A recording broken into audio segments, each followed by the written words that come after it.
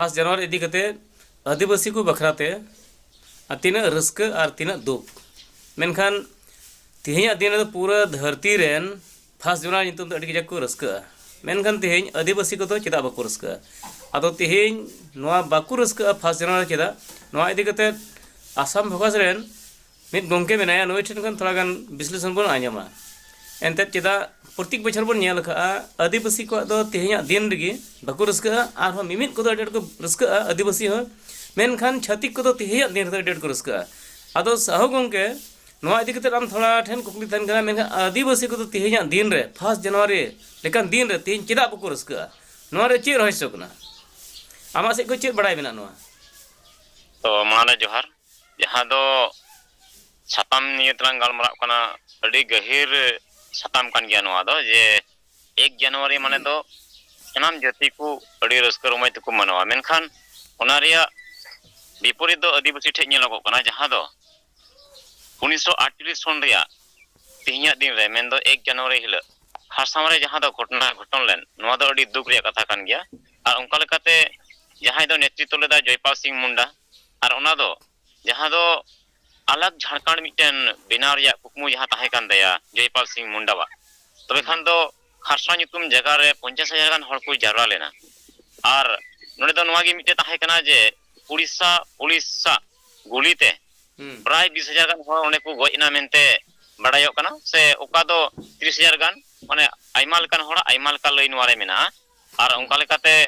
अबो आदिवासी दो 20-30,000 गान को गइना मेनते हो बड़ायो कना और बर्ती दुख रे कथा तो नुमा कान गया जे तिहिं दिन रे चिदा एम रस्का आदिवासी गoj दिन कना मेनते जहां ब्लैक डे मेनते को मना एकना अडिगान जगह रेगी और अडिगान जगह गे अबुरन हर निथ बाको बड़ाया जे तिहिं दो अबुआ चीत कना उनकान खास दिन से दुख रिया दिन दो चिदा कना अडिगान जगह गे अबुरन हर बाको मनावा नवा बछर से नवा शर्मा और अडिगान जगह नवा दो नवा एतिगी ओकोय को बाको बड़ाय जे तिहिं दिन दो चीत कना मेनते अबु आदिवासी चितान रे चेक लेकान नहाचार होइलना तिहिं दिन रे दो ओना होय दरिया उनको बाको बड़ाय तेको रस्का रमाय तेको माताल को तिहिं दिन रे दो मानहा बो नेल को और उनका लकाते अकोय को बड़ाय उनको दो मेदा जरो तेको तिहिं दिन ती लेन खागी चिदा जे दिसम nyutum te jet nyutum te jiwi ko alale takwa akuren bongso budo tin thoi mena ko jaha do meda ko joda प्रत्येक बछर या गे तिहिं दिन रे दो और उनका लकाते उनको को मना गई कना जे दुख महा मेनते से ब्लैक डे मेनते तिहिं दिन दो को मनावा जार कारण ते उनको घर दो तिहिं दिन दो रा रमोज गिम अंजमा और ओकोय को नवा को रिया चिन हो बाको बड़ाय उनको दो रस्का रमोज या को डीजे वानते तिहिं को एने श्रीኛम टुडु गंको है आदो कथा कान गया मेनखान तिहिं अब भारत दिसम जहां दो ब्रिटिश कबल रे ताहे कना से उनको कब्जा रे ताहे कना मेनखान उनको ब्रिटिश खय तिहिं अना मुक्ति लगित ते जे दो अब आदिवासी रेन जहां दो लीडर को मिन मरंग गखोड़ान को जिलका मेन के नडे तिलका माझी बिरसा मुंडा सिदा कनु तको नुको को नेतृत्व लेदा मेनखान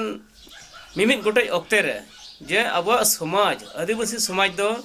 बांचाव रे दहय हिया से नुको बैरी को खन से नुआ अबु अड़ी बड़ती रोड कोचलोन जहां बुन थाहे कान ओना कोन मुक्ति लगित ते नुको को नेतृत्व दा और उनका लगाते नुको अड़ी बछर नुको ओना को आंदोलन लेदा और ओना आंदोलन काते नुआ स्वाधीन भारत रे निथ अबु मुक्ति बाबुन न्याम का लिका अटकारो कना से चे नोआ दो अड़ी दुर्भाग्य रिया कान गया कथा दो होइना तिहिं अबु मुक्ति दो पूरा पूरी बाबुन न्याम का लकागी मेन गानो कना तिहिं अबु आसाम रे कथा यदि मेना तो आसाम रे होन मुक्ति बाबुन न्याम कदा से फुरगल बाबुन न्याम का लकागी कारण एटा राज्य रे दो अबु गाताकन होरगी तिन मुर्मू किसको कुगी उनको दको ट्राइबल कना अबु दो बांग ओंडे नोवाñ बुझवा इन दो नोवा दिसम और संविधान अबु आदिवासी को मजते निधबिते प्रोटेक्शन बाय एम दड़ी को अबना और जहां अबु अधिकार कान जहां न्याय कान ओना को अबु तिन बाबुन न्यामे कना जार कारण ते अबु प्रत्येक राज्य रे नेल मेना ओकार चंग रेप हुयन ओकार चंग ओड़ा को रपा केदा ओकार चंग चिचुंग चिकाइन उनकना घटना प्राय आदिवासी चितान रे नोवा नेलो कान गया और बढ़ती दुर्गा को रे कथा तो नोवा कान गया अबु तला रे जुमित रे अखड़ा बनुआ अबु जुमित बनु कोनते अबु चितान रे माने बैरी को नजर हो नुका मेना जे नुको आदिवासी को उना ढेर कना को नुको चे लका रे दाबन दहो कते इया राज इन चला दड़ीवा ओने ओना अबु बाबू सा ᱧᱟᱢ काते अबु उनको को बाबुन चिका दड़ियो को कना चिका मने दो चे नो राजनीति रिया अबु ठे ज्ञान बनुआ जे राजनीति दराय तिगे सनामा जे हटिंग हुयो नो ओना अबु रेन होर बाकू बड़ाया और नुआ को रिया ज्ञान बनुआ ar nitem nyela noa ko riya bichar adi kom jaga regi nyel nyama noa ko riya bichar adi kom jaga regi noa ko riya ko bichar da je abu sarigi hasa basa se abu nah jati juru ko chet kuna ko chet kare dhorom ijat abadi ko banca una ko riya unkan kapal marau gi bang huyuk kana bang huyuk jumit chikate jumit bai hui dare kana chit khatir te noa do adi marang kukli kana ar tela ho emo ho somoy do laga gya ado en ho in kurumteya khatote em lagi jumit chikate bang huyuk kana katha do huina tihin aima sawta gawta mena a onare unko agenda bang miluk kana agenda unko juda juda gi karonate uni ho nituli bai doloa je inya do ona kami do bang kana mente uni dai moneya uni bai dolena uni ho bai hijua in do ona tului jahan link menut tinya se inya agenda bang miluk kana gotike uni onde bai chala dosar kata huina jaha do noi abu संगठन बो बनाव कदा आदम को तो को नोंका कना ओकोटा party साथ उनी लिंग ए ताहना से इन्वॉल्व ए ताहना उनी नहा उनी दो मिटन एजेंट लेकाय कमिया नहा तबे का हनी सा जुदी दलो आय तबे का हनी पार्टी सा बाय ताहे दलिया कना आर पार्टी से कोई अगु कते जागी पेट आर परिवार जागी चला कान तकवा उनकान होर हो अबु जे बनु को उनका बांग मेनगो कना आर तीसर कथा दो नवा हुयु कना abu judi ku jumit cuak bona abu judi bun jumitina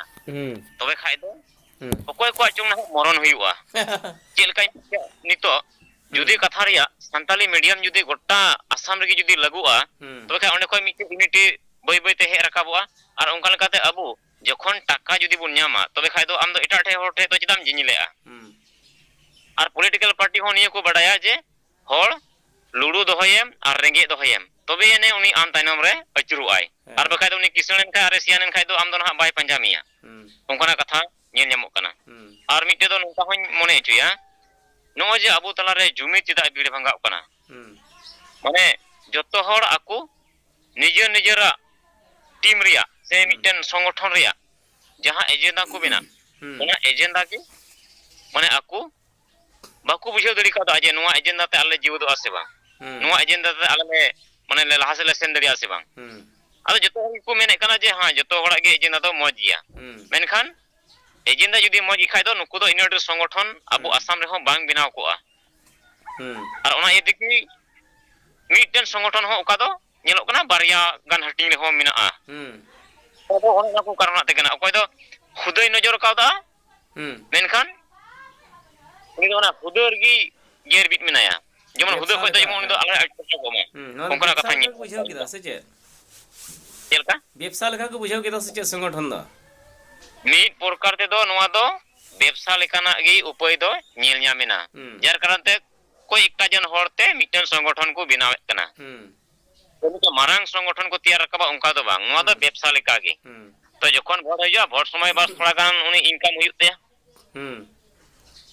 ओने उनका लेका नेलको कना जार कारण ते ही अबु दो नवा दो सारे मेना ना जुदी जत्तो होड़ा जुदी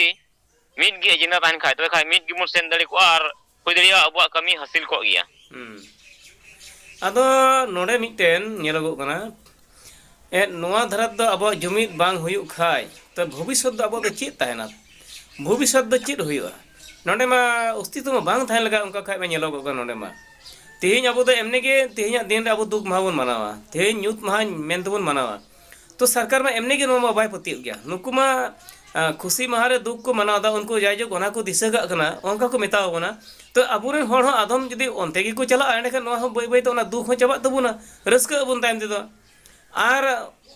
तिहिन जहां तना बरिया पे दल संगठन को बनाव को गापा न फिर आर हो माने हजार गुटे दल संगठन को बनाव एंड के आदिवासी छिन्न बिनो चबा बांग जेलो को उनका ते नो आदिवासी तो छिन्न बिनो हाय ओना दोसार गे मेना आर ओका आतुरी हो अबु जुमितो रिया गालमरा बांग हुयु कना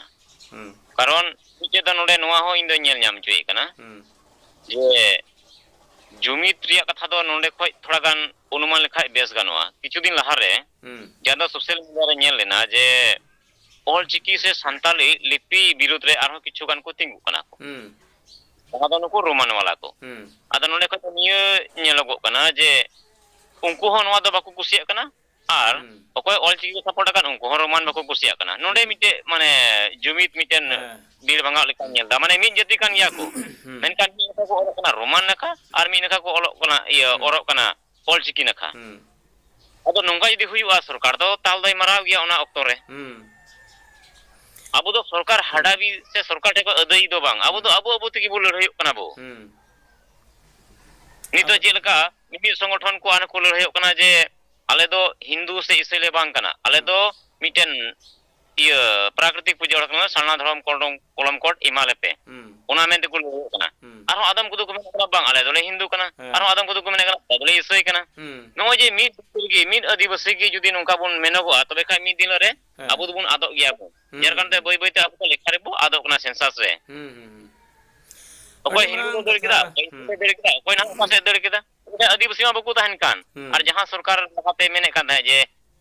ᱤউসিসি ᱢᱮᱱ ᱥᱮ রিজার্ভেশন চাবা ᱨᱮᱭᱟᱜ ᱠᱟᱛᱷᱟᱭ ᱢᱮᱱ ᱛᱚ ᱚᱱᱟ ᱮᱛᱮ ᱡᱩᱫᱤ ᱟᱹᱫᱤᱵᱟᱹᱥᱤ ᱜᱮ ᱡᱩᱫᱤ ᱵᱟᱠᱚ ᱛᱟᱦᱮᱱᱟ ᱛᱚᱵᱮ ᱠᱷᱟᱱ রিজার্ভেশন ᱫᱚᱦᱚ ᱠᱟᱛᱮ ᱫᱚ ᱪᱮᱫ ᱞᱟᱵᱷ ᱢᱮᱱᱟᱜᱼᱟ ᱛᱮᱦᱮᱧ ᱥᱟᱹᱨᱤ ᱠᱟᱛᱷᱟ ᱠᱟᱱ ᱜᱮᱭᱟ ᱢᱤᱫᱴᱮᱡ ᱠᱟᱛᱷᱟᱢ ᱨᱚᱲ ᱠᱮᱫᱟ ᱟᱹᱰᱤ ᱜᱩᱨᱩᱛᱛᱚᱯᱩᱨᱱᱚ ᱠᱟᱛᱷᱟ ᱠᱟᱱᱟ